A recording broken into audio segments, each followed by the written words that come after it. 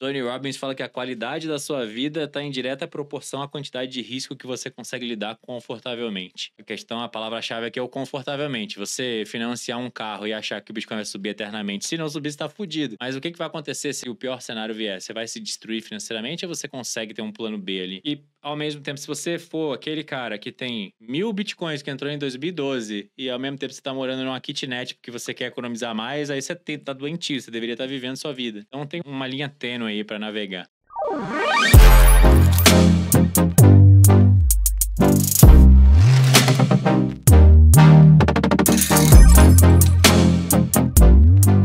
Cara, faz tempo que a gente gravou a última vez, nem lembro quando foi, a gente nunca gravou ao vivo, então... Nunca pelo... Eu te entrevistei, acho que você me entrevistou? Pela BIP eu acho que não, acho que só pelo Explica Bitcoin. Explica Bitcoin você participou de sessão de Hope, uma coisa assim. Cara, então vamos começar do começo, assim, provavelmente a grande maioria das pessoas te conhece, mas um ou outro pode não te conhecer. Então, quem é o Bernardo Braga? Ele já foi o Didi. Sei lá, qual é a sua trajetória antes do Bitcoin e nesse começo de vida de bitcoinheiro? Certo. Bom, eu sou o Bernardo Braga, eu tenho... Nossa, eu fiz 41 anos. Porra, parabéns.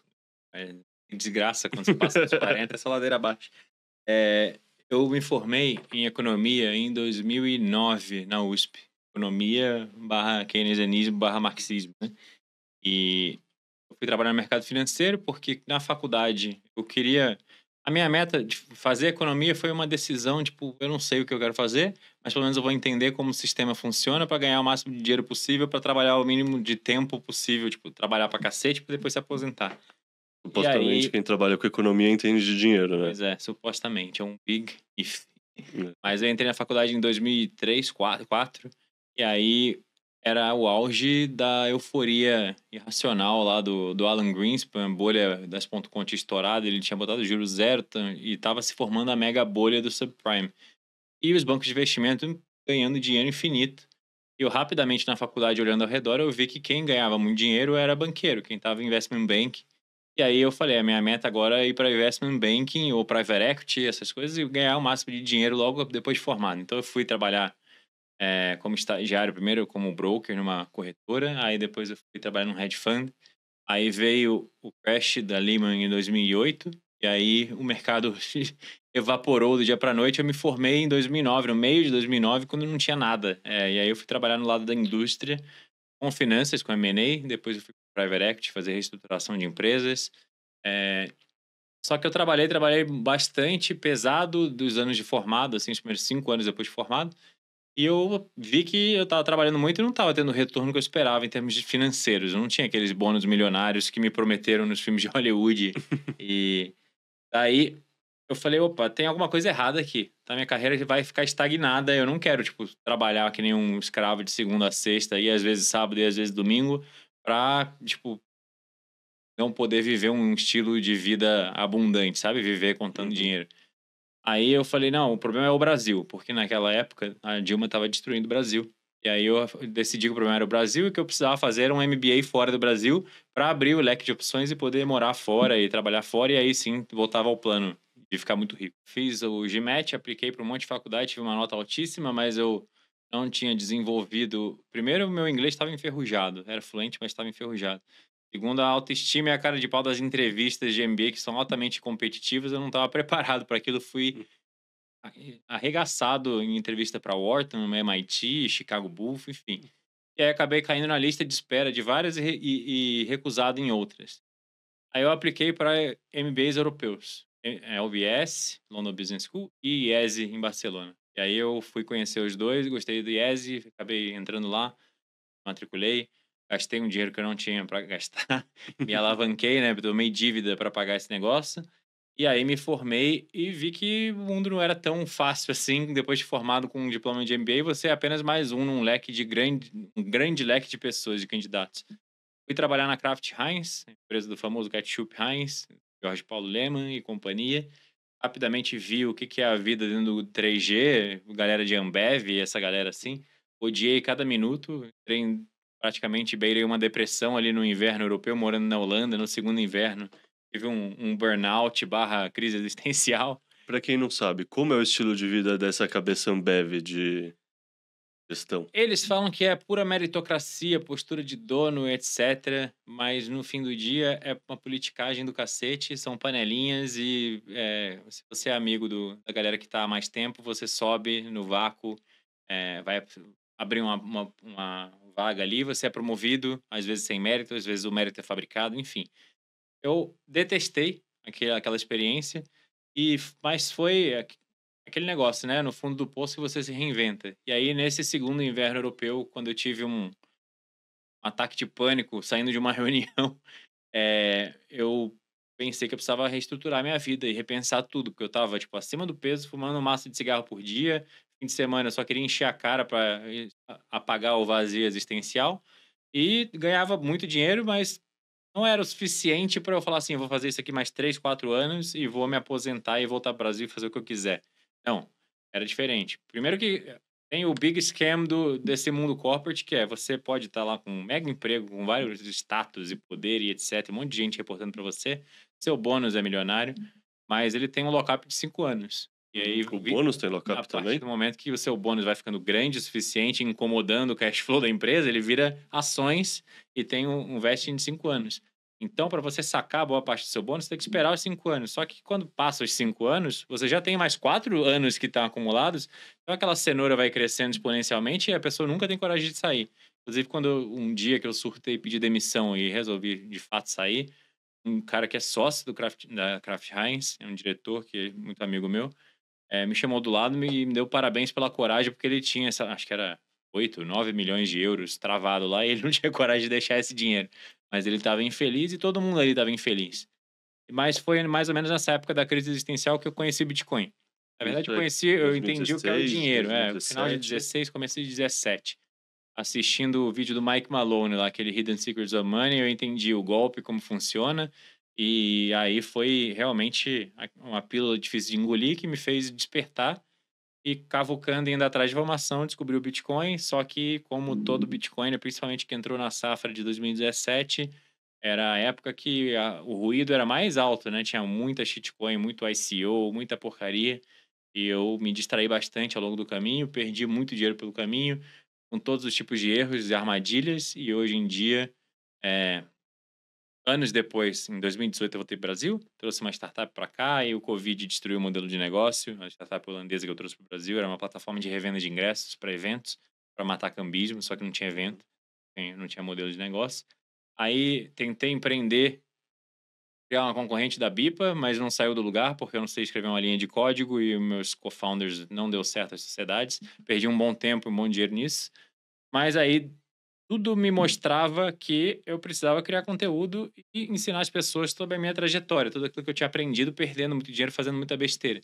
E foi isso que eu acabei fazendo. Eu tinha muito desconforto com a ideia de ser um influenciador, de criar conteúdo, de me expor publicamente, mas a vida vai te dando baques assim e descartando todas as outras possibilidades. Então eu esgotei tudo que estava na lista para poder fazer, e aí eu falei: "Não, é isso aqui que eu tenho que fazer". Cara, eu te entendo totalmente. Essa palavra influenciador pega mal, né? É uma Sim. coisa que, assim, eu sofri na hora que eu comecei a aparecer, deixar de ser anônimo, porque eu tava na Arthur Mine e aí meio que não deu pra evitar, mas é um negócio que eu ainda sofro, sei lá, rotineiramente com esse pensamento. Sei lá se alguém já te reconheceu quando estava andando por aí, mas pra mim aconteceu isso 2 vezes. As 2 vezes eu não sabia onde enfiar a cara, assim, sabe? Tipo, é totalmente, sei lá, se olhar o meu Instagram pessoal, assim, não tem uma foto minha, não tem uma selfie, sabe? É só foto de paisagem de cachorro e meme, assim. Uhum, Tipo, uhum. imagino que você, como bitcoiner, tem um perfil bem parecido. Tipo, a gente não gosta dessa exposição, né? Tô chegando à teoria de que tem 2 perfis. Tem um influenciador tipicamente brasileiro, que é o cara que vive do Instagram, que fica ali fazendo story o dia inteiro da rotina e fazendo stories 10x lá, que o Leandro Ladeira ensina para vender, e você traz interação com o público e tal. Tudo isso é muito bom como motor de venda e de engajamento, de crescimento de rede social. Só que isso fala com um público totalmente diferente do nosso, eu acho. E aí tem o influenciador Bitcoiner que tá mais no Twitter, tá mais trocando ideia, tá mais discutindo e fazendo react de coisa. E eu gosto muito, a minha rede social de escolha, eu já cheguei a essa conclusão, é o YouTube. Porque no YouTube você consegue Uhum. fazer um vídeo de 5 minutos ou um vídeo de 2 horas, expandindo e ainda tão profundo quanto você bem entender sobre determinado assunto. Dá pra jogar os podcasts lá. E eu acho que faz muito mais sentido, eu sou muito mais confortável hoje em dia criando pro YouTube. E eu meio que nas últimas semanas aí, principalmente depois de ter virado pai, eu já tenho 3 meses e meio, minha filha. Passando rápido. Parabéns de Eu novo. obrigado. Eu larguei meio que o Instagram de lado, porque dava muito trabalho ficar fazendo vídeos curtos, superficiais sobre assuntos do momento, aí você segue todo mundo do Bitcoin, você vê que já tá batido. Então, assim, eu tô cada vez mais pensando em me distanciar dessa coisa de ser o cara do Instagram, o típico brasileiro que produz conteúdo, e fazer conteúdos mais espaçados, menos frequentes, porém mais profundos e que falem com um nicho mesmo, com menos pessoas, mas que essas pessoas sejam as pessoas certas.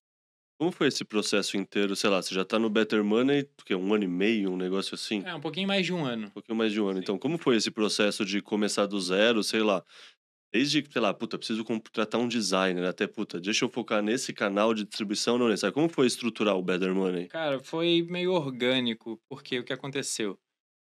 Tava batendo pino lá, dando murro em ponta de faca, tentando montar uma exchange focada em privacidade, tipo o Bull Bitcoin do Brasil. E não estava indo para frente, eu perdi muito dinheiro sacrificando renda, né? Então fiquei quase 2 anos tentando isso sem renda e o bear market me dilacerando até um momento que eu basicamente quebrei e falei assim: chega, daqui eu não vou passar, não vou vender meus últimos satoshis para uma esperança que não se abstrata que não se concretiza. E aí dissolvi a parceria que tinha na época, eh, só que naqueles últimos estágios de tentar empreender, eu cheguei à conclusão, já que eu não posso escrever código e não depende de mim esse negócio, deixa eu tentar crescer a base de clientes de outra forma. Então a gente tem que fazer um braço de conteúdo aqui, muito inspirado no que a Swan faz e tal. Hum. Então eu comecei a escrever artigos, eu comecei a pensar, só que eu não tinha esse conforto de ficar em frente à câmera. Eu falo com uma pessoa aqui gravando na frente de 500 pessoas, 5.000 pessoas, 10.000 pessoas, não tem problema nenhum. Painel na SatisConf, a gente fez uma boa. Agora, antigamente, hoje em dia, graças a Deus, resolvi. Mas eu tô na minha sala e eu ligo uma câmera, eu tenho que falar com a câmera, eu me senti um retardado mental. Acontece exato, tipo, a empresa, tipo, sei lá, uma Mafê, eu trabalhei com ela na Arthur, trabalho com ela Aham. agora na Bipa. Ela é o oposto, assim, se você der pra ela um microfone, um palco, uma coisa sem roteiro nenhum, ela fica travada, fica tímida, mas com uma câmera e com roteiro ela vai muito bem. É. Pra mim é o exato oposto, assim, sabe? Eu preciso ler alguma coisa, eu perco a espontaneidade, eu preciso acertar certo. Nossa, do nada eu viro gago, do nada eu não sei ler, assim, dá tudo errado. Mas, graças a Deus, eu consigo dizer que isso é pura prática. E depois que você passa essa primeiro desconforto, você enfrenta, vai ficando cada vez mais fácil. Hoje em dia eu não tenho muito problema com isso não, dá pra criar conteúdo numa boa. Meu estrategista me manda roteiro de criativo, eu gravo tudo de uma batelada só. Então, vai ficando fluido. Ainda não sou a melhor pessoa do mundo, mais natural e não sou o Pablo Marçal para vender no Instagram, mas dá para fazer. Mas Mas então você falou o meu estrategista, a Better Money já é mais que o Bernardo, já tem uma eu estrutura. saí na tangente, perdi o fio da meada. Então como que surgiu? Primeiro eu tentei criar esse braço de conteúdo dentro da que chamava Arc, né, que seria a empresa não foi para frente, aí eu pausei, descontinuei, né, o projeto. O projeto virou uma outra coisa lá, que não vem ao caso. Eu saí completamente. E aí eu falei: "Eu vou focar 100% em conteúdo". E aí, assistindo vídeos do Abraham, sabe o Abraham do Uhum. YouTube? Eu vi um cara comentando que ele era muito bom em edição de vídeo, porém péssimo em escrever roteiros. Eu falei: "Pô, eu sou bom em escrever roteiros e péssimo em edição de vídeos". Mandar uma mensagem pra esse cara. Mandei a mensagem, a gente trocou ideia e aí, coincidentemente, ele era bitcoinheiro. Uhum. Daí a gente se juntou e criou a Better Money e ele começou a fazer. Primeiro a gente fazia web documentários, né? Ninguém aparece, a voz é de IA, o roteiro é meu, e aí ele editava com imagens de banco. E aí a gente nasceu a Better Money com o primeiro vídeo que foi quantos bitcoins você precisa para ficar podre de rico, baseado em umas contas do Luke Broyles que tinha na época. E aí a gente foi fazendo vários documentários até eu começar a dar as caras e aparecer. Aí o negócio foi crescendo, aí eu tomei vergonha na cara e gravei meu primeiro curso. Na verdade, vamos dar um passo atrás e dar os devidos méritos. Nessa trajetória, o Alan Schramm me apresentou, ou citou meu nome lá no Criptoverso do nosso amigo Felipe Ório, que já veio Uhum. aqui. E aí o Felipe gostou de mim, o Felipe tem uma empresa de marketing digital e falou: Bernardo, eu vou fazer seu primeiro lançamento. Você tá fazendo seu curso aí, corre com esse curso que a gente vai lançar ele. Eu vou botar toda a equipe, vou fazer tudo. Aí tava eu e meu editor e a equipe do Felipe, a gente fez o primeiro lançamento. Não foi o sucesso estrondoso de venda, mas também não foi um fracasso. A gente vendeu essas 20 e poucas pessoas. Só que não era um negócio que tava dando dinheiro, nem de perto. Aí eu fui, de novo, quebrar a cabeça nesse novo mercado, esse novo mundo que era o mundo do digital. Entrei numa mentoria, primeiro fiz uma parceria com o Alan, fui lá para dentro da Educação Real, aí não me dei bem lá. Nada contra o Alan e o time da Educação Real, mas, tipo, eles têm uma parada meio McDonald's, sabe? Padronizado, você é apenas um expert. Eu queria fazer do meu jeito, eu sou chato, teimoso pra cacete. Então a gente começou a brigar, e aí eu falei, Alan, deixa eu sair. E o Alan falou assim: ele já ia me demitir, eu ia demitir ele. Foi a melhor coisa, porque daí a gente continua amigo. Então saí e entrei numa mentoria de digital sobre lançamentos do Leandro Ferrari, você não deve conhecer, da Scale. E aí lá comecei a procurar gente para montar a equipe, tentei algumas outras tentativas frustradas e um belo dia soltei no meu Instagram, no Twitter, em tudo quanto é lugar, que eu tava procurando social media, copywriter e não sei o quê. E aí apareceu um cara, o Ricardo, que é meu estrategista atual, e tem zero perfil de ser. Tipo, ele é Bitcoiner, ele tá dando o opt-out total do sistema e comprando Bitcoin com todo o patrimônio. Ele mora na Chapada dos Veadeiros. A esposa dele era chefe e expert que fazia cursos de culinária, de fazer marmita para ganhar renda extra. E ele era o estrategista e eles cresceram juntos fazendo esse negócio por muitos anos. E ele faturou alguns milhões de reais fazendo isso e ele manja muito, muito mesmo. E aí ele me mandou essa mensagem, a gente começou a conversar, eu botei ele pra dentro. Nesse meio tempo também, o editor de vídeos, que era o Júnior, que entrou comigo no começo do projeto, saiu. Ele tava com outros projetos rodando em paralelo. E aí agora o negócio vem crescendo. Mas ainda tem muita coisa a ser conquistada, Porra, muita coisa pra crescer. animal, assim, eu achava que era o Bernardo e na verdade já tem uma puta estrutura por Não, trás, agora a cara. gente tem uma agência cuidando do tráfego pago, a gente tem um editor de vídeo, freelancer, fazendo algumas coisas, tem um copywriter que a gente trouxe da Empíricos, que tá fazendo umas copy foda pro próximo lançamento de funil, então tá ficando legal o negócio. Cara, uma coisa que eu lembro que você já falou bastante, eu acho que eu vi no Better Money, é que você cometeu quase todos os erros possíveis e uma coisa que te deu vontade de ensinar as pessoas é justamente fazer elas evitarem esses erros. Sim. Que erros são esses?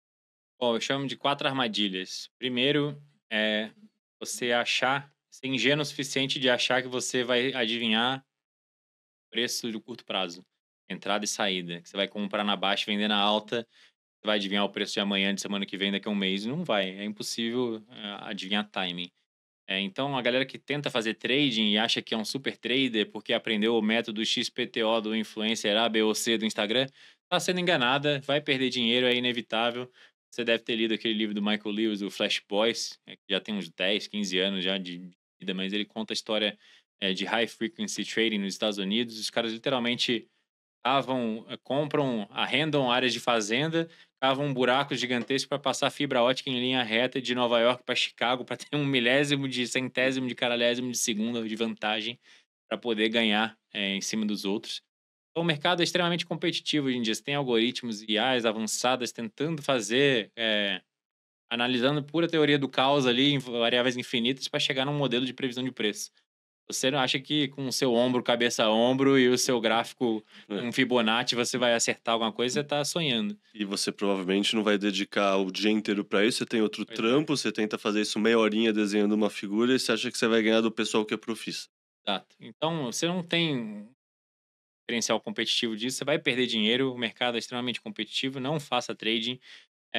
Então, eu sempre falei para ser o cara para fazer hodl e tira o risco da volatilidade deixa a volatilidade ser sua amiga e não sua inimiga. Então, tira o trade na frente, com a alavancagem pior ainda. Esses foram os 2 primeiros erros que eu fiz. Shitcoineria também foi um erro grave. Rapidamente, depois de entrar no Bitcoin, eu fui ali iludido pelo Ethereum, pela Litecoin, que estava bombando na época, e botei uma parte do meu portfólio nessas porcarias e fui vendo eles afundarem, até o momento que eu cheguei à conclusão ali em meados de 2020 que eu era um maximalista e devia só fazer Bitcoin only. O que mais? E o último erro foi aquele que eu falei. Em 2020 veio o crash do Covid, aí eu tomei um pequeno rect, mas depois o mercado subiu bastante, aí eu enriqueci de novo ao longo de 2021. Só que no final de 2021 parecia que o preço ia para a estratosfera, ia subir infinitamente, e aí eu falei, Super ciclo, né? exato, eu vou largar a minha startup holandesa aqui que não tá dando dinheiro porque o Covid destruiu. Eu vou abrir a minha startup de Bitcoin, que eu não sei fazer uma porra de uma linha de código, mas vai dar certo porque eu quero que dê. É, eu vou comprar mais um carro, porque na época eu tava morando no interior, eu precisava de 2 carros, e aí eu fui comprar um carro na loja com dinheiro na conta. Eu tinha vendido Bitcoin e tava com dinheiro na conta para pagar um Pix. Só que aí eu olhei o carro e falei assim, simula aí quanto que dá financiado. Eu vou pagar financiado, porque eu não queria desfazer dos Bitcoins. Eu comprei de volta os Bitcoins e fiquei pagando as parcelas. 6 meses depois, o bear market tinha começado, eu devolvi o carro. Porque os boletos continuavam vindo no mesmo valor em reais, só que era uma quantidade cada vez maior de sats. E abdicar de renda e empreender e ficar deficitário durante tempos de bear market é um erro muito, muito grave que as pessoas não deveriam cometer. Então essas são as 4 armadilhas.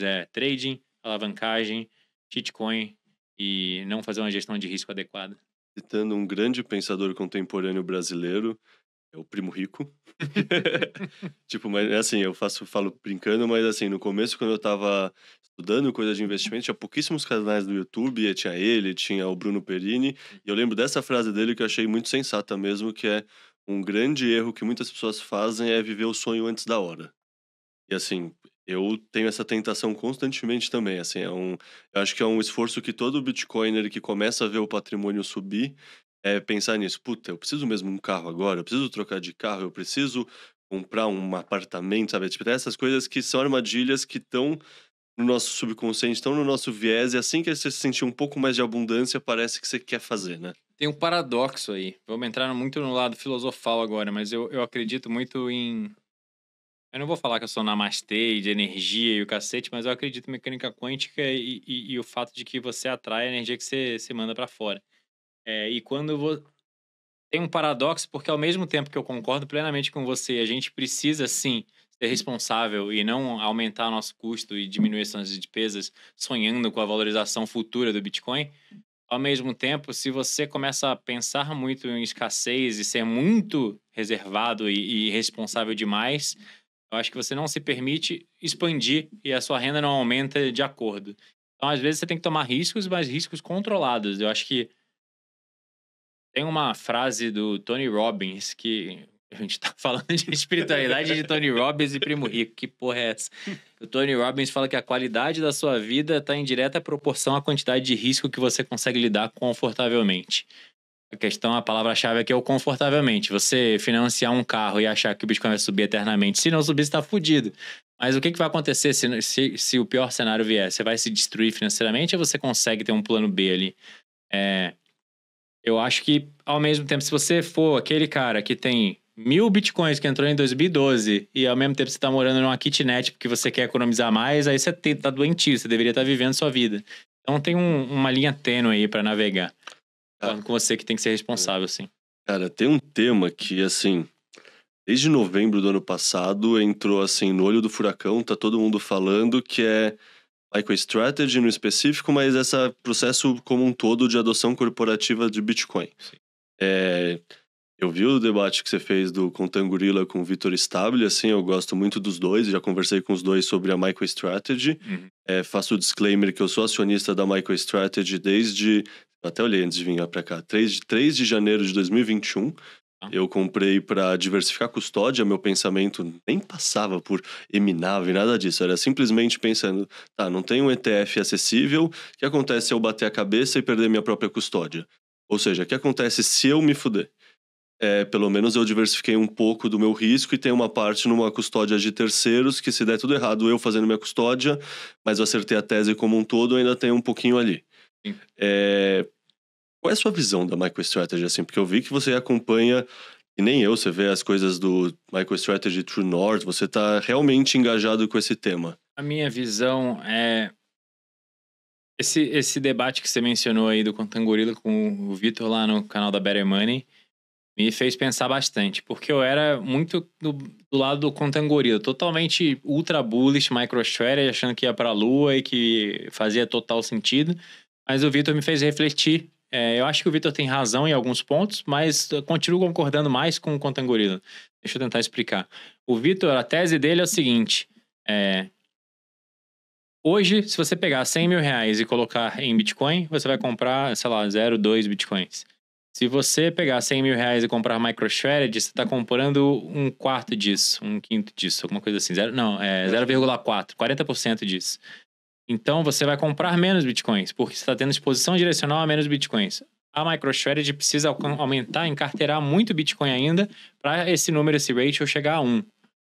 E ele acredita que é muito difícil que isso aconteça à medida que o preço for subindo, e dado que ele já tem 550 e tantos mil Bitcoins, vai ser difícil de dobrar essa meta. Mas a tese do Contangorila aí que o mercado parece concordar é que, inclusive o Michael Saylor estava falando disso recentemente, não me lembro quando foi, mas ele fez uma apresentação inteira onde ele explicou por A mais B por que o MNEV, lá o prêmio sobre o Net Asset Value, a quantidade de Bitcoin, o valor de mercado dos Bitcoins que eles têm em carteira, deveria existir, que não deve ser deve ser mais do que um. E aí ele tem uma lista de diferentes tópicos que justificam esse prêmio.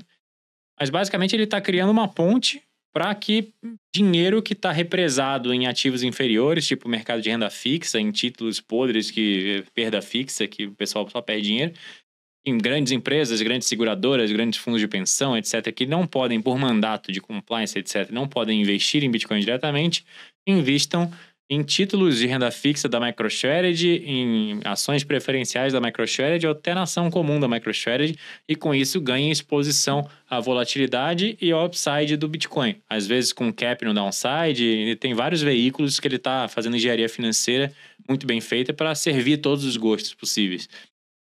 Eu acho que esse processo de drenar a liquidez de ativos inferiores para o Bitcoin está começando agora, é uma revolução no mercado de capitais. A gente está assistindo os primeiros minutos do jogo com a MicroStrategy, agora virou um hype, e aí você está vendo, cada dia que passa tem uma notícia nova. 21 Capital nos Estados Unidos, Melius, saiu que vai surgir a Orange aqui no Brasil. Uma série de veículos, sejam veículos pure play, né, que estão sendo criados especificamente para acumular Bitcoin, ou empresas que são listadas na bolsa, estão se destinando a fazer Bitcoin Treasury Strategy. Então, eu acho que por muito tempo, indefinido, não sei quanto tempo, vai ter esse prêmio e ele vai ser significativo. Então, dá sim para um assumption, tem que assumir que isso vai acontecer, não dá certeza, mas dá para pensar que talvez por algum bom intervalo de tempo vai existir um prêmio e, portanto, o MSTR se comportaria como um Bitcoin alavancado, só que sem risco de liquidação. Eu, durante algum tempo, fiz isso. Eu entrei num timing péssimo, tá? Eu entrei no auge do hype quando o Trump se elegeu, e aí eu comprei lá MicroStrategy a 400, 500 dólares.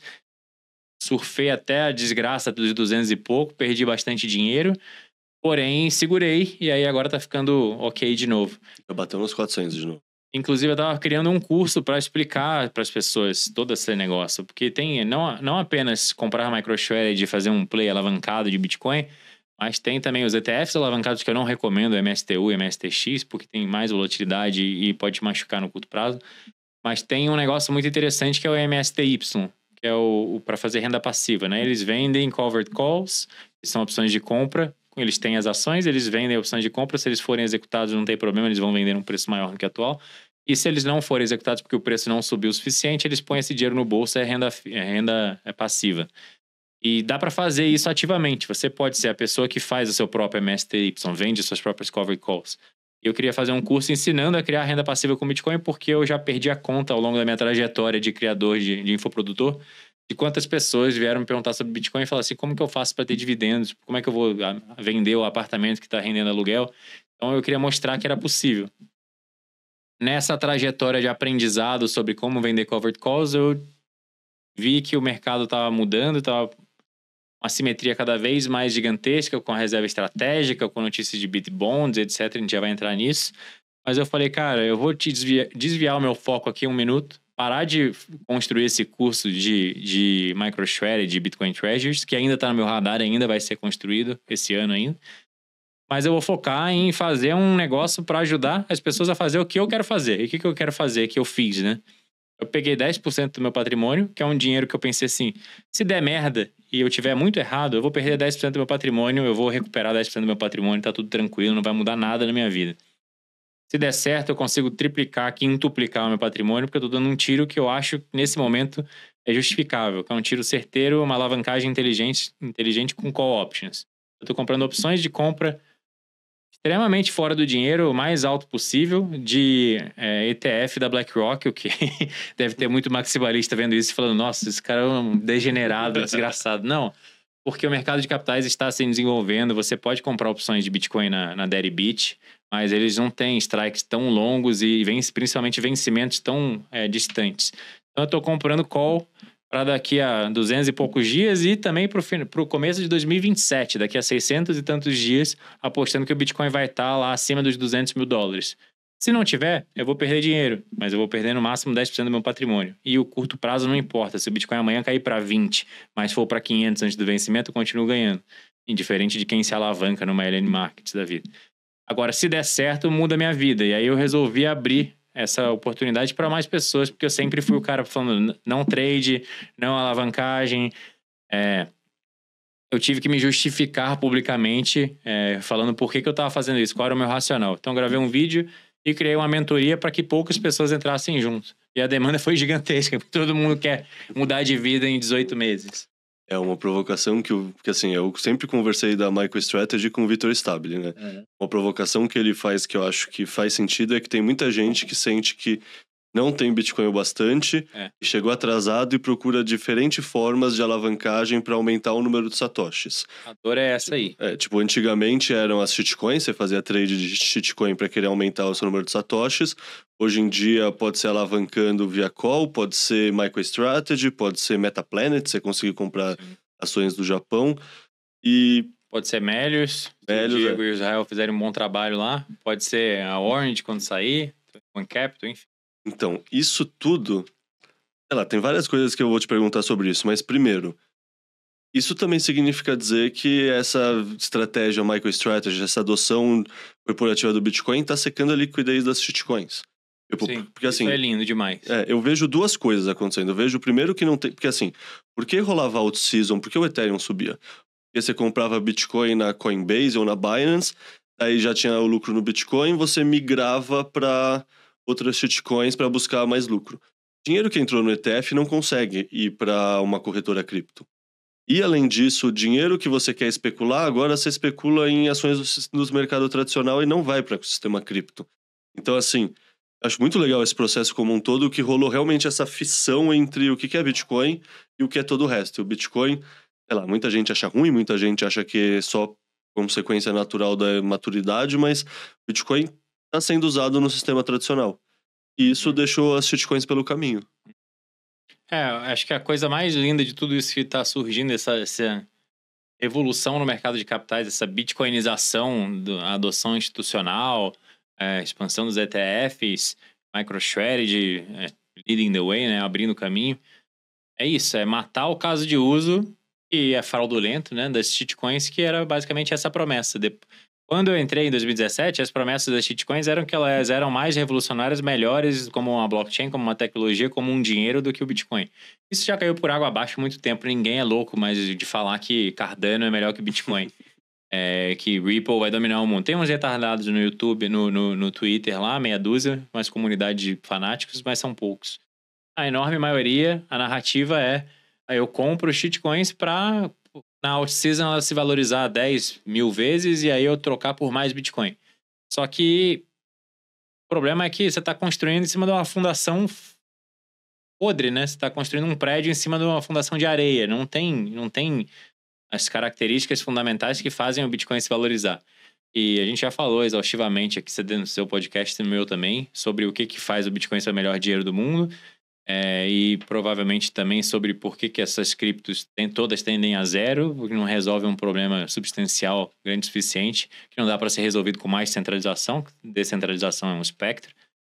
Portanto, eu acho que está ficando cada vez mais evidente para pessoas que são do mundo cripto e também para no-coiners que, Bitcoin only e acabou.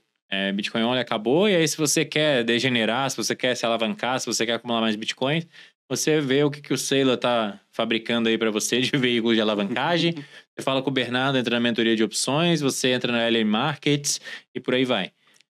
Acho que é isso. Isso é uma das coisas mais legais, que é o fato de que as shitcoins vão morrer. Eu acredito que nos próximos 5, 10 anos, no máximo. Eu não diria morrer, eu diria cair na irrelevância. Porque assim, ir a zero não necessariamente, porque assim, sempre tem os malucos, sempre tem os fanáticos, tem gente... Mas eu tô falando de sair de dominância de 60% que tá agora e ir pra 90%, 95%.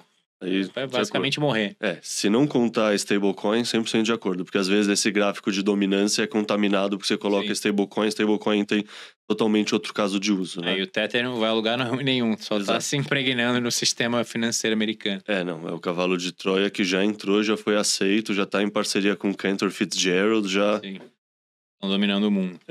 Cara, você comentou por cima, mas vamos dar um zoom in, porque assim, eu aqui no podcast da Bipa nunca falei muito de MicroStrategy, porque, sei lá, queria esperar alguém que soubesse e, sei lá, tivesse estudado mais. Mas você falou que a MicroStrategy tá servindo como uma ponte do sistema tradicional que quer se expor ao Bitcoin. Como assim e de que forma eles fazem isso? Engenharia financeira, muito bem feita, por sinal, mas eles criam produtos financeiros diferentes, com diferentes perfis de risco, volatilidade, para atender diferentes demandas. Vou dar um exemplo claro. Em uma das emissões de debênture conversível da MicroStrategy, Convertible Bonds, eles lançaram um bond que paga juros zero, bom, não tem juro basicamente, tem um vencimento longo, e dá exposição direcional ao Bitcoin com um cap no downside e o upside é limitado também, reduzido, né? Ou seja, não cai abaixo muito do valor do Bitcoin, não sobe muito. Você não tem o upside todo, mas você também não tem muito menos da volatilidade para baixo. Isso é muito atrativo para grandes pools de capital que estão ali, digamos, uma grande seguradora. E aí foi uma dessas emissões que a Allianz comprou, sei lá, 40% da emissão, não me lembro o número agora, tô chutando um número, mas foi um valor significativo. Por quê? Qual é o modelo de negócio de uma grande seguradora? Ela recebe o prêmio do seguro de todos os segurados todos os meses, e aí quando tem um sinistro, ela tenta ao máximo possível não pagar, mas quando não tem jeito, ela paga. Então ela tem que ter aquele dinheiro guardado, ela vai recebendo e aplicando, e ela aplica em porcarias, em títulos de renda fixa que não rendem nada, que a inflação real tá corroendo. Aí surge um instrumento de renda fixa que te dá um upside, uma exposição direcional, mesmo que parcial, ao Bitcoin, com uma volatilidade maior. Vai basicamente te injetar e dar uma injeção de adrenalina no seu portfólio e começar a fazer o negócio ficar mais interessante. E para você que está sentado numa pilha gigantesca de dinheiro, vendo ele sendo corroído pela inflação real mês após mês, se você é um gestor, um CFO de uma empresa gigantesca dessa, você eventualmente vai chegar à conclusão de que, você precisa proteger esse capital. Caso contrário, você está empobrecendo seus acionistas e você mesmo. E aí é isso que está acontecendo. Os primeiros primórdios dessa revolução estão surgindo e o Michael Saylor está liderando o caminho, porque ele já criou esses convertible bonds, que são para investidor institucional, né? Quem tem mais de $1 milhão, não me lembro o termo, investidor qualificado, digamos assim. Mas é mais institucional que compra. Aí tem a ação comum, que é o MSTR, que trada na Nasdaq lá. Você tem, hoje em dia, ações preferenciais, que são a STRK, a Strike, que ele fez. E tem outro instrumento também, renda fixa, que é o Strife, STRF. Essas duas eu já não me aprofundei muito. O que são elas? Qual é a diferença delas? Cara, eu também estou devendo estudos suficientes para falar com propriedade. Mas a ação preferencial também te dá um cap downside e um cap de upside, e você tem... Ela é conversível, você tem a possibilidade de converter em ações em common shares no futuro, e te paga um yield. E a Strife é um instrumento que se comporta 100% como renda fixa, acho que paga 10% ao ano, não tem vencimento, é perpétuo. Esse instrumento paga um cupom dividendo de 10% ao ano e se valoriza com o Bitcoin valorizando. Mas eu ainda tenho que estudar muito mais sobre Strife. Eu tava vindo pra cá assistindo a Strategy World que tá acontecendo em Orlando. E aí tava o Phong Lee, o CEO da MicroStrategy, explicando como funciona. Tá tendo uma masterclass ali desde o zero, que eu preciso assistir algumas vezes para digerir tudo e trazer pra todas as ligações de resultados, calls de resultado, earnings deles, todas as palestras dele é sempre isso, né? Parece que o Saylor, assim, ele ficou 3 anos só comprando Bitcoin, colocando no balanço e pensando, o pessoal vai ver o que eu tô fazendo, vai entender, vai me copiar e vai começar esse movimento de adoção institucional corporativa. Aí uma hora ele percebeu, opa, na verdade não, na verdade eu vou ter que... Ninguém percebeu, ninguém entendeu, eu preciso liderar pelo exemplo. Sim. E ao mesmo tempo eu preciso focar muito mais em educação. E assim, é muito doido o que é isso. Foi em novembro, né? Eu lembro em outubro do ano passado, nada disso era discutido. Ele tinha talvez emitido um empréstimo, uma debenture conversível, tinha pegado um empréstimo, se alavancado uma vez para comprar um pouco de Bitcoin, mas não era uma coisa sistemática que acontecia uma vez por semana, 2 vezes por mês, que nem tá Pois sendo agora, eu né? acordei para esse mundo outubro, novembro do ano É. passado. Eu não sabia nada do que estava acontecendo na MicroStrategy. Inclusive, eu comprei MicroStrategy em 2022, 2023, um dinheiro que eu tinha na minha conta estrangeira, porque eu tinha que investir em ações, não dá para comprar Bitcoin. Aí eu comprei MicroStrategy e deixei lá, valorizou, mas depois eu gastei aquele dinheiro, então eu vendi. Mas eu nunca dei atenção pro que estava acontecendo atrás das cortinas. E aí acho que esse hype surgiu, essa consciência sobre o que estava acontecendo, começou a surgir em meados do ano passado. E foi em novembro que eu fui, outubro, novembro, que eu fui descobrir o que era o True North, aquela galera lá do Panther Jeff, o Tim Kotzman, o Ben Workman, que agora é CIO da Swan. Os Impressionante. caras né? muito, muito bons. Falam o tempo inteiro de MicroStrategy, dessa revolução que tá acontecendo, e eu tava totalmente por fora. E aí eu fui vendo na nossa mini bolha aqui do Brasil quem é que manjava mais, e o Contangorila é um deles, que tá por dentro e acompanhando tudo. O Manhattan também manja bastante. E aí fui conversando com essas pessoas. E o Diego também tá acompanhando e agora tá ativamente participando de fazer a parte dele na Melius. O Diego ficava falando da MicroStrategy, ele, tipo, de repente ele percebeu, sabe? Eu lembro que a gente gravava o Bipa News sempre, aí, sabe quando você vê que a pessoa foi comprando a ideia, assim? Uhum. Tipo, foi muito... chegou uma hora que ele tava falando, não, então o Bitcoin é o novo renda fixa e o investimento em MicroStrategy e outras ações assim vai ser que nem a renda variável, sabe? Num portfólio 60-40, você vai ter 40 ou 60 de Bitcoin e o resto em empresas de Bitcoiners que permitem, que são investimento em vez da poupança, assim, que permite essa alavancagem.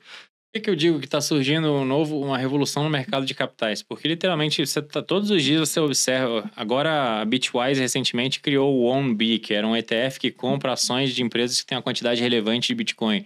Tem o BMAX, que é um outro ETF que também tem uma série de instrumentos financeiros que te dão exposição em diferentes jeitos, com diferentes caps, volatilidades, perfis. Você literalmente pode montar um portfólio diversificado no padrão Bitcoin. Sim, você vai sacrificar autocustódia, todas aquelas coisas que os maximalistas cansam de repetir com toda razão. Se você quiser comprar seus Bitcoins, fazer hodl e acumular seus satoshinhos humildemente, talvez você performe muito melhor do que toda essa galera no longuíssimo prazo.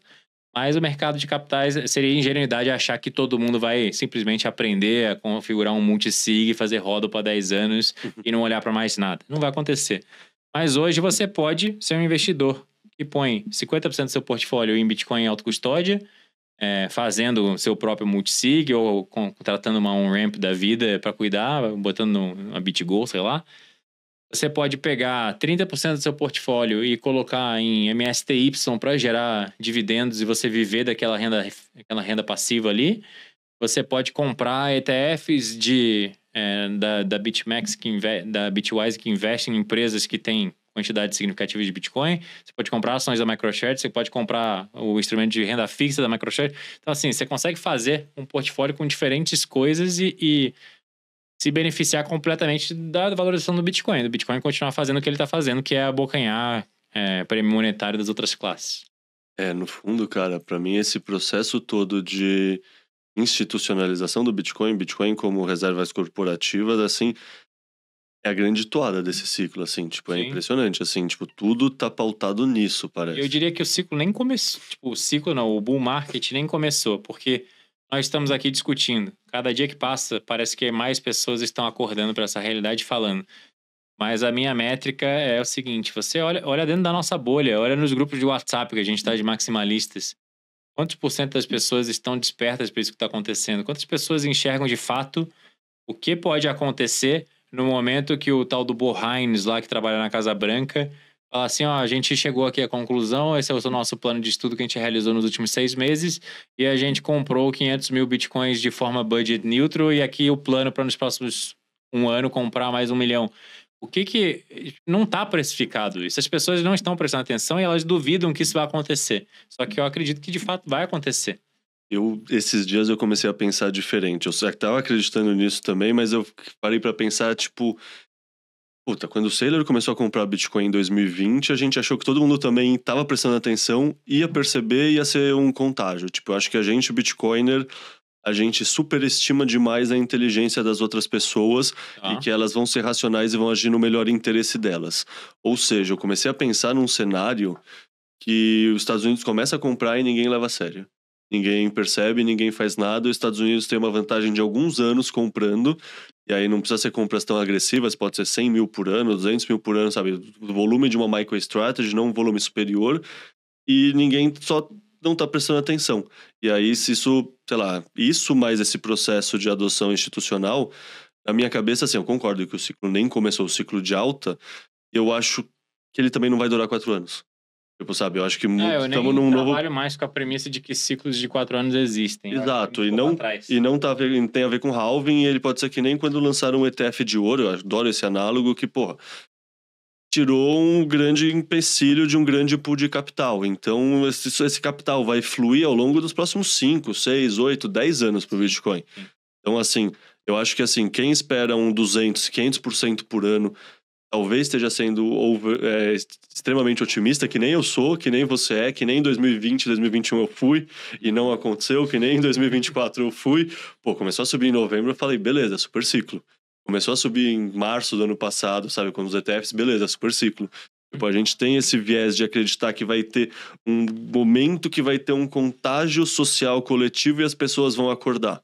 Só que aí você para pra pensar nas pessoas, Mas como elas são. deixa eu pausar aqui e fazer desafiar nessa ideia, porque a gente não precisa de muito para o Bitcoin fazer 5, 7, 10 vezes, dado tudo que está acontecendo, essa leitura de cenário. Você está vendo a adoção institucional, você está vendo a adoção de Estado-nação, que ainda é uma promessa vaga, mas está para acontecer, e a hora que acontecer vai se materializar.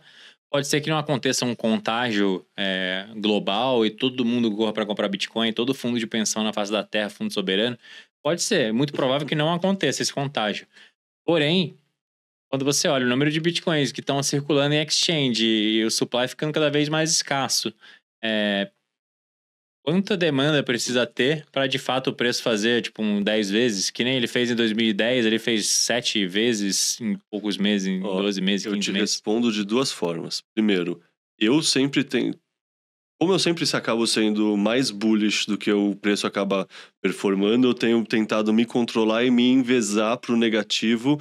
Aquela história, né? A expectativa é a mãe da frustração. Sim. Então, você imagina que vai dar 300%, se planeja psicologicamente para isso, olha seu portfólio, imagina esses 300%, se acontece um 100%, você acha ruim. Se Sim. acontece um 50%, você fica feliz e você tá no lucro. E, na real, o resultado final é o mesmo, que mudou é a sua expectativa. Sim. Isso é um ponto. O segundo ponto é que, assim, sabe aquela tese de que bitcoinheiro não vende? Uhum. Eu acho que essa eleição dos Trump antes dos ETFs, tem uma coisa que isso provou, é que isso não é tão verdade, que, assim, cada pessoa tem um preço mesmo, e assim, pô, beleza, hoje em dia eu tenho a grande maioria do meu patrimônio em Bitcoin. Cara, se quando o Bitcoin subir 10 vezes, talvez eu queira, assim, comprar um imóvel para travar parte dos ganhos, e acho que todo mundo vai ter isso, e quem comprou Bitcoin a $1.000, isso foi nos 100 mil. Quem comprou Bitcoin aos $20 mil, isso vai ser nos 500 mil. Então eu acho que, assim, sempre vai ter uma pressão vendedora que vai diluir a velocidade desse supply shock, sabe? Sim, acho que não vai ter um choque de oferta tão grande, porque sempre vai entrar nova oferta, porque eu e você e outras pessoas vão querer comprar um carro novo, vão querer viajar com a família. É aquele argumento que a gente ouve muitas vezes da galera que tá emocionada, que fala assim, mas o supply... a oferta nas exchanges está secando e aí vai chegar um ponto em que não vai ter Bitcoin para comprar. Exato. Isso não existe. Exato. Porque, tipo, assim, se você ficar rico o suficiente, eventualmente você vai querer comprar uma mansão em Miami do lado do Sailor, ou um mega iate, ou até, tipo, uma fazenda e viver no meio do mato tranquilo, ou trocar de carro, ou fazer as férias dos seus sonhos com a sua família estendida toda. Então, assim, todo mundo eventualmente vai falar assim, porra, eu já acumulei, eu passei 10, 15, 12 anos segurando esse negócio, eu agora tenho dinheiro para as próximas 5 gerações, eu não sei o que fazer com tanto dinheiro, eu caguei se eu tenho 50 bitcoins ou 49, eu vou viver um pouco. Então, sim, sempre vai ter Bitcoin para vender. A questão é a que preço. Você tem que ver lá as ondas de hodl também, e é inegável que a gente está num processo contínuo de passar bitcoins das mãos de alface da galera que fica flipando ali a cada 24 horas para cada vez mais hodlers, um percentual maior dos bitcoins está na mão dos hodlers da galera que segura mais por longo prazo. Eu acho que o o preço tende a subir, e tende a subir muito, para que, de fato, a gente vai encontrar novos platôs, que nem foi esse 100 mil, vai chegar no 200, no 500, no 1 milhão, e vai ter alguns momentos que o preço vai ter que ficar ali acumulando e ficar um bom tempo naquela água de salsicha para depois dar a próxima corrida. Mas eu não acho que isso, de forma alguma, descarta a tese de que a gente pode ter um mini super ciclo, vai. Mas também não quero prometer para ninguém que vai chegar a 500 mil no final do ano. Eu trabalho com algumas premissas na minha cabeça, mas também estou totalmente confortável com a ideia de me decepcionar com esses preços. Eu acho que o Bitcoin fecha o ano a 444 mil, segundo a previsão do Josh Mandel, aquele maluco lá. Você está seguindo a previsão dele? Porque o cara acertou na mosca, né? Então. Mas pode ser que feche a 150 mil. Se fechar 150 mil, as minhas opções curtas de janeiro de 2026 vão virar pó. Eu tô totalmente confortável com esse cenário. E todo mundo que entrou na minha mentoria também, eu martelei na cabeça deles, tem risco. Eu só quero que você ponha 10% do seu patrimônio. Se você tá mentindo aqui para botar 50, eu não vou fazer com você. Eu não quero seu dinheiro, eu não quero ser responsável pela destruição financeira de ninguém. Então a galera tá confortável. Acho que é isso. Tipo, é você saber que há uma simetria. Pode ser que ela não feche, pode ser que ela continue, mas é muito provável que feche. E se fechar, o negócio fica interessante. Mas também não tô aqui defendendo a alavancagem. Se você tá ouvindo tudo isso que eu tô falando e tá falando, porra, Bernardo era um maxi raiz, agora ele é um degenerado, só descarta. Continua fazendo roda, o stack set, seja feliz, que é muito melhor, você não tá correndo risco. Cara, eu acho que tem uma frase que o Reicher falou que mudou totalmente a minha compreensão sobre o Bitcoin, que foi a frase: quem realmente entendeu o Bitcoin só vende o Bitcoin. E isso é essas coisas que você para pra pensar, porra, como assim? E aí, puta, depois de 10 anos rodando o Bitcoin, provavelmente você já mudou de patamar de vida. Sim. Você não precisa estar mais querendo trabalhar, sei lá, 8 horas por dia, CLT, qualquer coisa assim, para juntar uns satoshis. Você já tem satoshi suficiente para ter um grau de liberdade muito maior. Então, é isso. Querendo ou não, isso eu acho que é inevitável. Cara, a gente começou falando bastante de MicroStrategy e, assim, querendo ou não, MicroStrategy, beleza. Hoje em dia eles compram mais ou menos 75% das moedas que instituições estão comprando. Mas isso significa que tem outras 25% comprada por outras empresas. Tem a Metaplanet no Japão, e aí, sei lá, como eu entendi a Metaplanet no Japão? Metaplanet, basicamente o Japão não tem um ETF, para o investidor japonês é difícil buscar investir nas ações dos Estados Unidos ou de outros países, então o Metaplanet é uma forma de exposição sintética ao Bitcoin. O Japão é um país que tem juros muito baixos, então o custo do capital muito baixo. Eu tô te falando esses detalhes da Metaplanet para te perguntar justamente sobre a Melius. Diego, nosso amigo, tá trabalhando lá. Deixa eu só fazer uma pausa aqui, fazer um comentário. Claro. Toda essa revolução de Bitcoin Treasuries nada mais é do que o que você acabou de descrever. É identificar raizinhos de dinheiro em que o dinheiro está preso sem poder se expor a Bitcoin e oferecer uma passagem. É isso. Não, perfeito. Mas então, essa é a minha dúvida, porque assim, comentamos da Melius, que o Diego tá lá, Guilherme Bandeira é conselheiro, tem pessoas que a gente conhece, confia, conhece no trabalho, rigor intelectual, estão envolvidas no projeto. O Brasil tem um custo de capital muito mais alto que o Japão. O Brasil já tem ETFs de Bitcoin. Tem puro? Ou só Tem puro, tem puro. Não, tem puro. Tem puro tem um da QR Capital e um da Hashdex. Os dois são puros, só Bitcoin only, assim. É óbvio que você paga uma taxinha, sabe, de administração, não é barato que nem o ETF da BlackRock. Mas o que eu quero dizer, os de capital do Brasil que querem se expor a Bitcoin, eu imagino que muitos deles já consigam.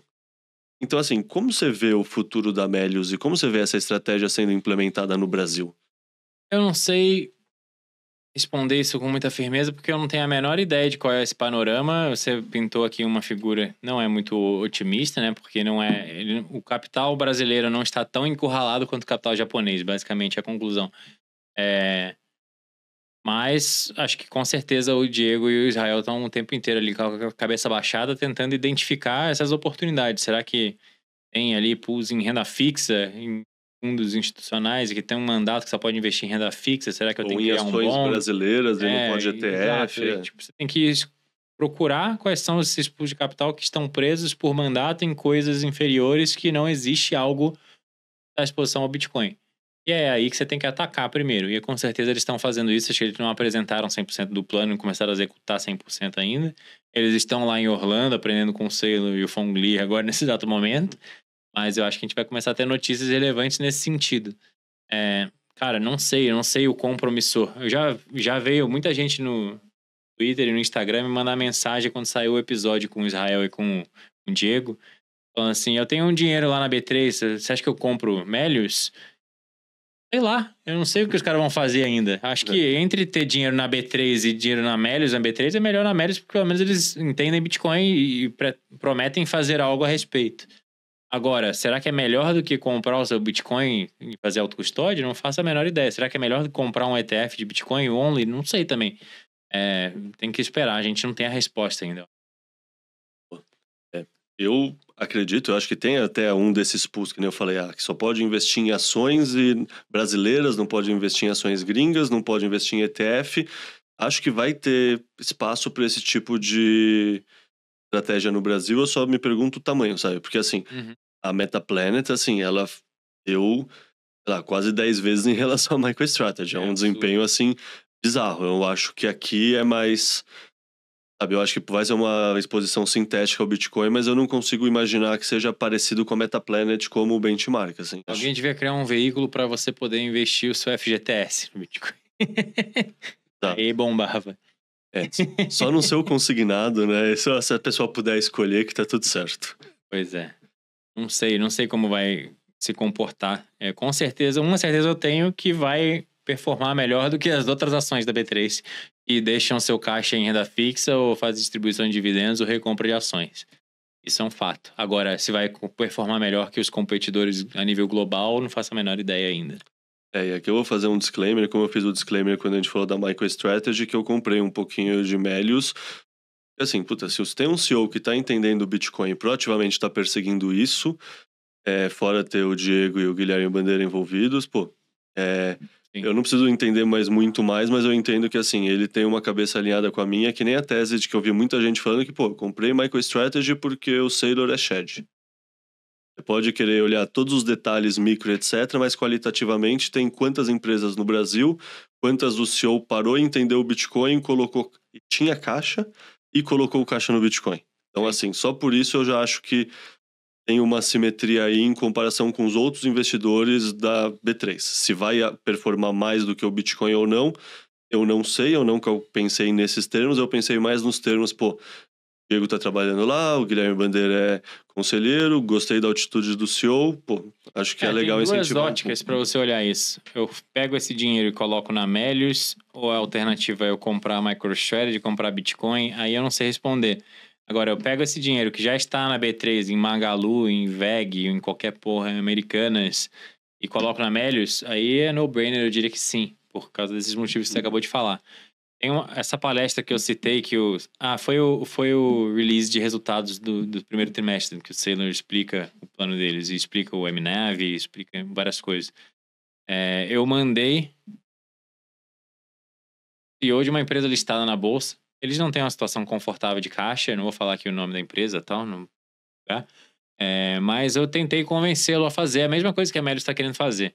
E ele não é um Bitcoin, ele não está convencido e queria olhar para a parte operacional, sabe? Queria olhar para o PNL. Como que eu faço para integrar Bitcoin lá, entender o meu modelo de negócio, para ter um diferencial?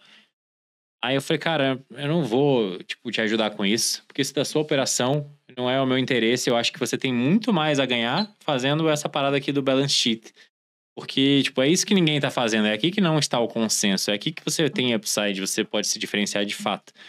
E aí o Saylor fala nessa apresentação que a enorme maioria dos CEOs e dos gestores de empresas, eles ficam o tempo inteiro preocupados em tirar a volatilidade do seu balanço e focar em melhorar os seus resultados no P&L sem volatilidade, quando na verdade a vantagem competitiva que você tem versus uma Nvidia, uma Meta, uma Google, você não vai ganhar dela, você não vai lucrar mais, você não vai ter bottom line melhor do que a Nvidia, é impossível.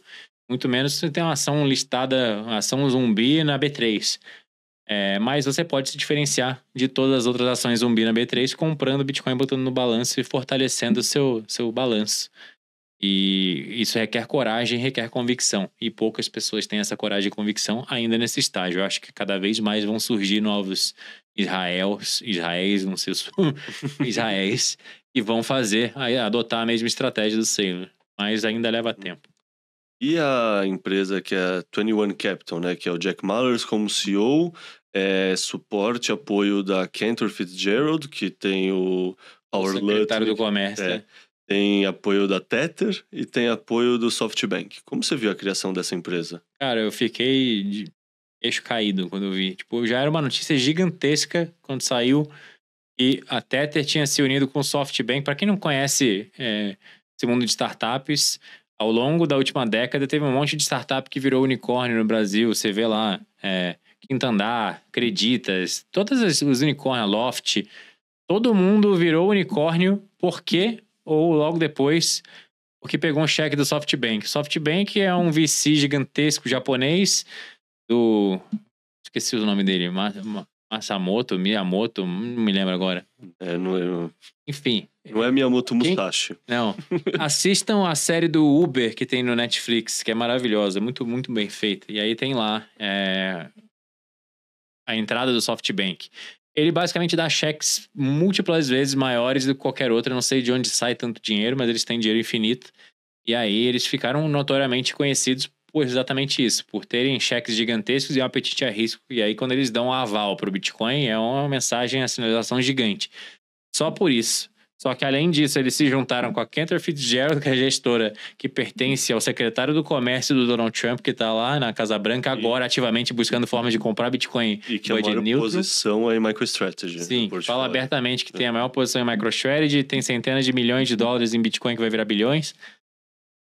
E aí tem a Tether, que tem a nova impressora de dinheiro do sistema 2.0, do sistema no padrão Bitcoin. E que literalmente virou melhor amiga do governo americano, porque vai dar uma sobrevida para esse sistema monetário baseado no dólar, porque o dólar... Para quem não entende o que está acontecendo com as tarifas, basicamente está tendo um redesenho do cenário geopolítico global e as outras potências estão desafiando a hegemonia do dólar, porque o Jack Mallers explica isso muito bem no podcast dele. Ninguém mais quer esse trade que rolou por 50 anos de eu fabrico coisas, eu te entrego os Estados Unidos e você me dá papel que você imprimiu sem custo nenhum. Ninguém mais quer essa porra. E aí, esse trade está se exaurindo e os Estados Unidos precisam buscar compradores para os treasuries. E o Tether é um gigantesco comprador para os treasuries. Então, eles imprimem, compram treasuries e aí esse golpe vai se perpetuando cada vez mais. Então, assim, são 3 gigantes com o Jack Mallers, que também é gigante. Para mim, eu acho que ele e o Saylor estão ali nos top 5 de Bitcoiners favoritos. Eles têm a capacidade de síntese, de explicação e um carisma gigantesco. Cara, é muito gigante. E os caras já surgiram com 42 mil bitcoins no balanço. Eu acho que eles vão ter um concorrente feroz aí pra Strategy no médio prazo. Sendo bem sincero, eu acho que se te dessem um papel e uma caneta em julho do ano passado e falassem, Bernardo, escreve agora um futuro bullish para esse próximo ciclo e escreve coisas que você imagina que são plausíveis. Você não teria coragem de escrever que o Trump ia ganhar abraçando o Bitcoin, porque na época nem falava-se de Trump e Bitcoin, declarar o Bitcoin reserva estratégica, reverter tudo o que a SEC fez, fazer todas as ordens executivas de coisa contábil, sabe, 121, etc.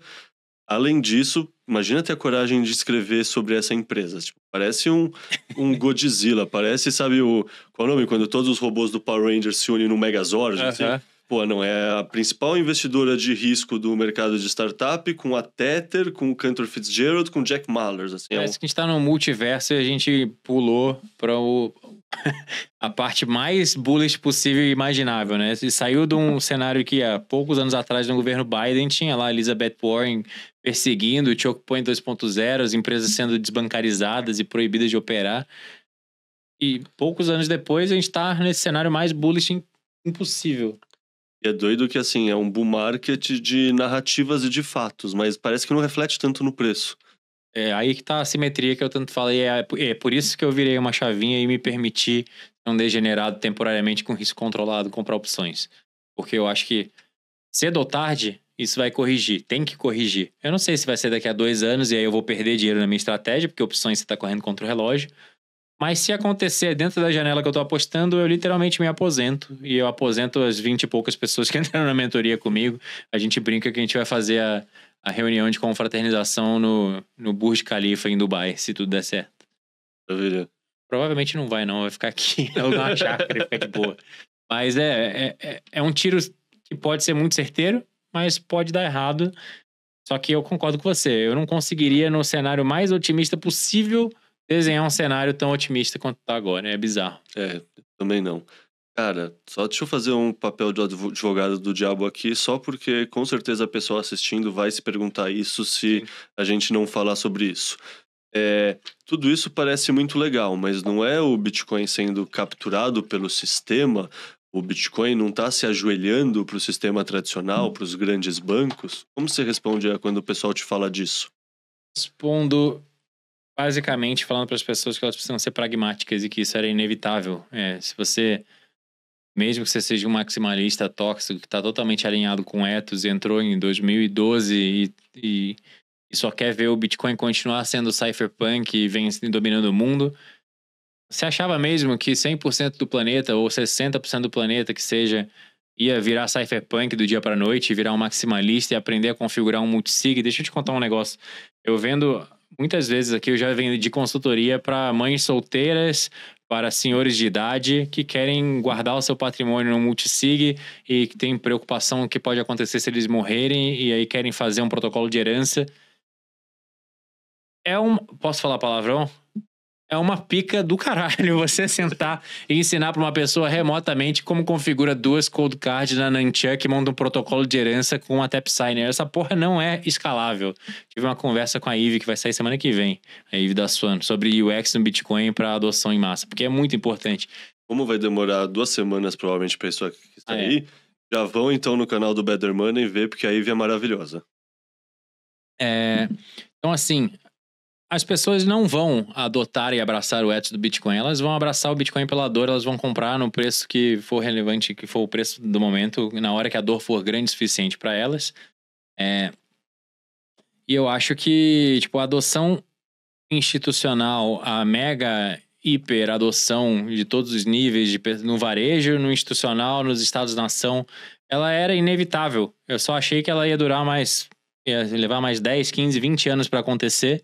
É o que a gente chamava de hiperbitcoinização lá no futuro distante. E me parece que a gente entrou numa trilha acelerada do processo, que tudo meio que se inverteu. Eu nunca imaginei que o primeiro país seria El Salvador, o segundo foi lá a República Centro-Africana, que depois virou shitcoin e foi descartada, e que o segundo ia virar os Estados Unidos da América. Nunca imaginei, achei que ia ser tipo a Moldávia, uma porra pequenininha. E tá tudo acontecendo meio que aceleradamente. Então eu acho que sim, o Bitcoin será capturado pelos grandes pools institucionais, pelos Michael Saylors, pelos Jack Mallers, pelas Andrew Fitzgerald da vida. Isso não muda absolutamente nada. Os nodes continuam distribuídos ao redor do mundo, o Bitcoin continua seguindo as mesmas regras. Se tiver um hard fork que o Larry Fink tentar enfiar goela abaixo, você pode simplesmente forcar e continuar rodando o seu node com as suas regras e deixar o mercado decidir o que acontece. Eu acredito que é muito diferente de um protocolo Proof of Stake ou do mundo Fiat, onde, tipo, dá para cooptar. Porque não dá para cooptar. As regras estão lá, elas são imutáveis.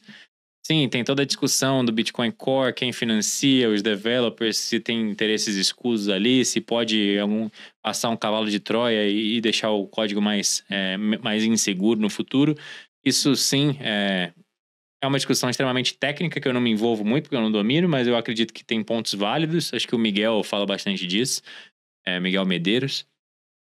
Mas, cara, tirando isso, eu acredito que pouco importa se os bitcoins estão pulverizados na mão de africanos ou na mão do Michael Saylor, 550 ou 1 milhão, ou o Trump tem 2 milhões. Não importa, pra gente, o number go up e mesmas regras de descentralização e consenso descentralizado. Então tá tudo certo. Penso exatamente em linha com você. Querendo ou não tinha nenhum cenário plausível do Bitcoin dar certo e os bancos não quererem se envolver. Tipo, nem os estados, sabe? Isso é só implausível. Sim. E, sei lá, no fundo, assim, então, é o que você falou, temos que ser pragmáticos, né? E aí, assim, o que isso tudo me faz de reflexão é assim, E sorte que os ETFs só foram aprovados em 2024, que permitiu toda a questão de autocustódia se difundir muito mais. Imagina se os ETFs tivessem sido aprovados em 2012, 2015. Eu não teria aprendido a fazer autocustódia. É aquilo que Provavelmente o, 90% não teria. aquilo que o Saylor falou um tempo atrás em Madeira, 2 anos atrás, que foi a corrida do ouro do Bitcoin, né? Surgiu com os ETFs, quando se abriu as porteiras para o capital institucional entrar, desburocratizou a entrada, e vai durar 10 anos até 99% ter sido minerado. Pela primeira vez na história, você tem algo que é uma nova tecnologia que está dominando o mundo e que o varejo, que o investidor pessoa física, que o Harris Mortal, o plebe, que nem eu e você, teve a oportunidade de chegar primeiro.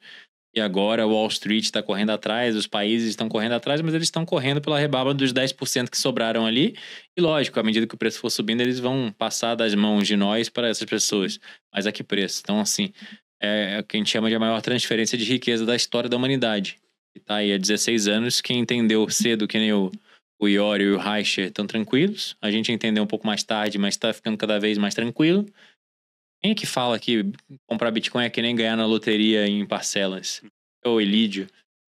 Câmera lenta. Ganhar em câmera lenta, é isso aí. Cara, perante tudo isso, eu não posso deixar de te fazer a pergunta que é uma das polêmicas que você se envolveu no Twitter. Imóvel é investimento? Vale a pena eu ter um apartamento ou eu devia estar pensando em comprar Bitcoin? Se você quer ter um apartamento, assim, vale a pena ter uma Ferrari? Depende. Você gosta pra cacete de carro, você fica com tesão de ouvir aquele ranger do motor, o ronco do motor da Ferrari, andar 300 por hora na estrada, sei lá. Pode ser que vale a pena, mas custa 3 milhões, você vai pagar 1,5 carro de IPVA todo ano. Pra mim não vale a pena, eu acho ridículo. Não teria a menor vontade de ter uma Ferrari, mesmo que eu tivesse muito dinheiro. Mas é uma questão de preferência, de gosto. Agora, se eu não tenho tanto dinheiro assim, e portanto eu não me daria o luxo de botar boa parte do meu patrimônio numa Ferrari, eu acho loucura. A mesma coisa vale para um imóvel. Tipo, ter casa própria é legal, principalmente se você tem filho pequeno, uma esposa que gosta de decorar a casa do jeito dela, sim, é muito melhor você não ter que lidar com o proprietário e falar assim, porra, quero decorar o quarto da minha filha, posso pintar a parede e tal, ou tenho que devolver do mesmo jeito, posso trocar tal. É um saco isso, ter que lidar com esses problemas. Porém, financeiramente, se você põe na ponta do lápis, faz muito mais sentido o custo de oportunidade, você tirar esse dinheiro de imóveis que tem um prêmio monetário gigantesco e colocar em Bitcoin. É inegável que faça sentido. Tem uma conta... Eu já fiz esse cálculo algumas vezes, tem uma thread minha antigona lá de 2023 no Twitter, quando teve a discussão da minha tia e depois eu fui fazer a thread. Mas... Cara, o exemplo da minha tia é muito emblemático. Eu falei em 2023, em março, aquele tweet que viralizou. Todo mundo me xingou de retardado, de 2023 maluco. Março de Bitcoin 2023. 25, uma coisa assim, isso. né?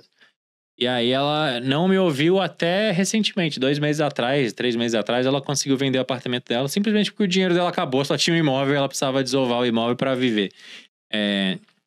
Só que ela deixou de ter 4 vezes o valor. Ela podia ter comprado 4 vezes mais Bitcoin do que ela comprou. Porque não estava preparada para tomar essa decisão. Então, assim, é inegável. E quanto mais você aumenta esse intervalo de tempo, mais inegável fica. Então, se você compra Bitcoin e segura 4 anos, a chance de você perder dinheiro é zero. Eu acredito que se você comprar um imóvel agora e segurar 4 anos, a chance de você perder dinheiro, em termos reais, é praticamente 100%, ainda mais no Brasil. Mas isso é atacar, tipo, uma vaca sagrada do brasileiro, né? Sim. Você tomou muito hate essa época.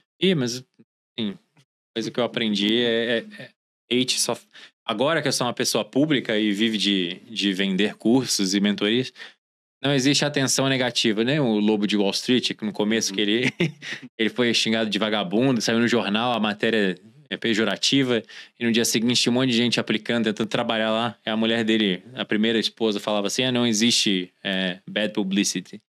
Mais ou menos isso, você pode ser xingado pelo mainstream de retardado, de maluco, de psicopata. Se você firma o seu pé e você não pede desculpas, você só cresce com o público certo. O polarizar é muito bom nas redes sociais, é importante. Então, acho que um conselho para todo mundo que um dia falar alguma coisa e for tentarem te cancelar é simplesmente se mantenha firme. Quando você pede desculpa, você se fode. Perfeito. Cara, só antes de entrar nos finalmente, queria te perguntar dos intancáveis. Sim. Porque assim, eu adoro o projeto de vocês, ao mesmo tempo eu acho que é quase um sacrifício que vocês fazem. É. Por quê? Porque assim, querendo ou não, existe neuroplasticidade, que é o Sim. quê? Você se condiciona com as coisas que você consome, sabe? Quanto mais você consome certas informações, mais elas moldam a sua visão do mundo. E querendo ou não, Intancáveis, a pauta é ficar procurando as piores notícias de todas e ter que ficar olhando pra elas e refletindo sobre elas. Eu já tive essa discussão com os três, com Manhattan, Jaraguá e Doom algumas vezes. Eu já pedi pra parar de fazer Intancáveis porque eu não aguentava mais tanto chorume. É intancável. Depois que o Lula foi eleito, parece que aumentou exponencialmente o nível de chorume. E aí a gente até mudou o formato do programa, deixou um pouco mais light, falou mais de Bitcoin, menos de desgraça, limitou o tempo pra falar de desgraça do Brasil. Falou mais de desgraça global do que de desgraça brasileira, que te incomoda menos.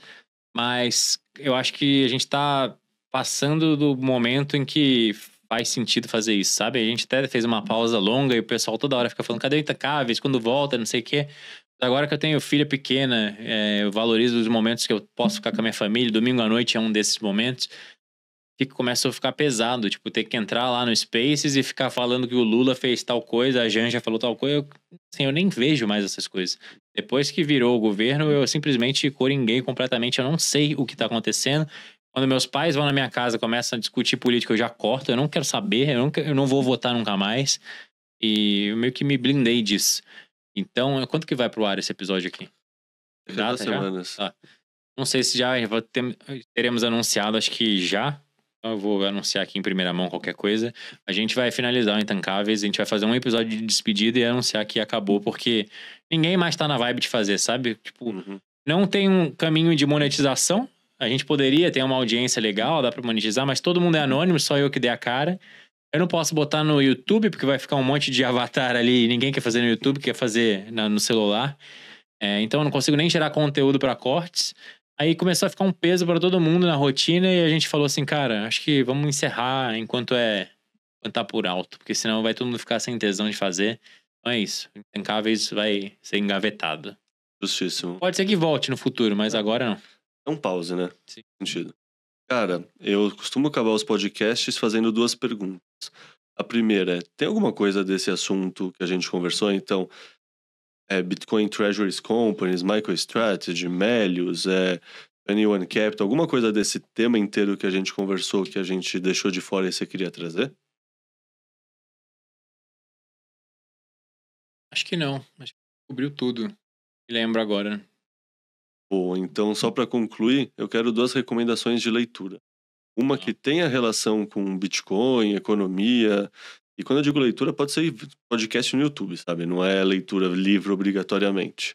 E outra que não tem a ver com nada disso, sabe? Aquilo que você quer ler quando você quer descansar o cérebro, você não quer saber de Bitcoin, não quer saber de economia austríaca, você tá de boa.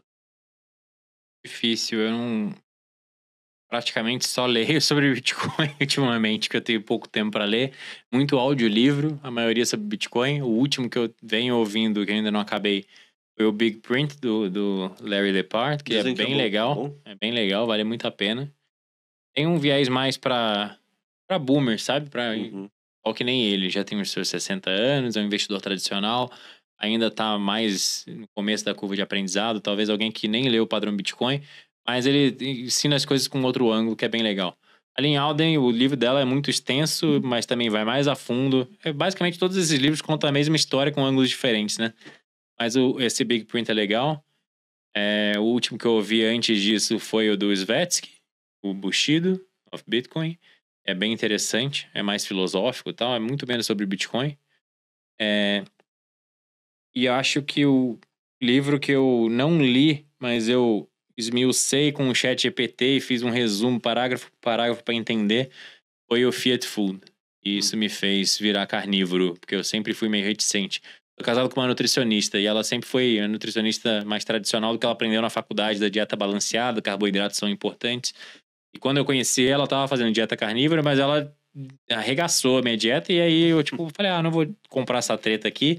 Eu vou fazer a dieta que ela me recomendar. E funcionou durante muito tempo. Tava muito disciplinadinho. O problema pra mim é que eu era extremamente viciado em açúcar. Eu sempre fui. E aí, quando você faz uma dieta restritiva com uma refeição livre e você se entope de açúcar, você continua sendo o cracudo do açúcar eternamente. E hoje eu consigo, só comendo proteína e gordura, com quantidades altas de gordura, ter saciedade e olhar para um doce no final da refeição e não querer comer. Porque hoje em dia, eu também era viciado em nicotina, né? Eu fumava vape e hoje em dia eu parei. Eu consigo encarar o açúcar exatamente como a nicotina, como uma droga que causa dependência química. E infelizmente as pessoas não enxergam dessa forma. Eu enxergo, mas eu tenho essa dependência, com certeza. É um negócio que, sei lá, tem várias coisas que eu já tô bitcoinizado. Tem umas que ainda tem hábitos fiats. Alimentação é o mais Coquinha difícil. zero, eu também sou viciado Pra em mim não é coquinha nem a zero. coquinha, pra mim é o cheeseburger com a batata frita que você afunda na maionese. Assim. É muito bom, mas eu consegui cortar, pelo menos nos últimos 2 meses aí, eu tô seguindo bem, já deu uma desinchada, tava bem gordinho, tinha engordado pra caramba, eu relaxei na dieta. Minha esposa ficou grávida e aí a nossa gravidez teve um monte de surpresa, um monte de susto, e aí eu só na ansiedade comendo pra cacete. Engordei uns 10 quilos, tava no shape, fui pra gordo, e agora tô voltando pro meio do caminho aí. Esse livro, Fiat Food, é muito, muito bom mesmo. Conta umas histórias bizarras, tipo o cereal Kellogg's. A primeira versão do cereal foi uma comida que os irmãos Kellogg's inventaram. Um irmão era marqueteiro, o outro era fazia parte de uma seita religiosa da igreja, adventista do sétimo dia. E eles culpavam, o cara que era o chefe da igreja, culpava a masturbação pelas mazelas da humanidade. Tipo, basicamente, quando você tinha impulsos carnais, você se masturbava, era um pecado e você destruía praticamente tudo. E ele queria cortar isso e ele culpava a carne. Quanto mais carne você comia, mais vitalidade você tinha, mais desejos sórdidos você tinha. Ele queria criar um alimento tão insosso e sem graça que tirasse a vitalidade do ser humano e eles não se masturbassem tanto. E ele criou um cereal que não tinha gosto de nada. Aí o irmão, o marqueteiro, foi lá e botou açúcar, deixou docinho e criou a Kellogg's. Isso é real. Tem histórias bizarras esse livro, vale muito a pena ler. Porra, ele tá na minha lista, vou até adiantar ele então. Bom, cara, muito obrigado pelo seu tempo. Sempre um prazer conversar contigo. Prazer foi meu. Obrigado, gente.